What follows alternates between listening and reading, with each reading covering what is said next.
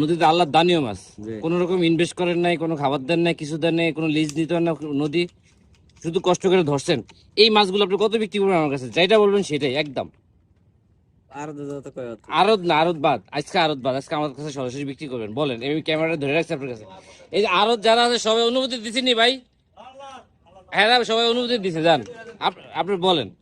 1500 দিবেন? হ্যাঁ 1500 একদম। আচ্ছা 1500 হলে দেখি, চলেন ভাই। আমি একটা কথা বলতে পারবো নি? বলেন। হ্যাঁ 1000 টাকা দিলে উনি। আচ্ছা আপনি কোন কত দেবো? 1300 টাকা। 1300 টাকা? আচ্ছা নিছি দিয়ে আপনাদের আমি ঢেলে দেখাচ্ছি। আমি একদম ওনার কাছ থেকে 1300 টাকা দিয়ে নিছি। ঢেলে দেখাচ্ছি আসলে কত পিস মাছ আমি 1300 টাকা দিয়ে কিনলাম।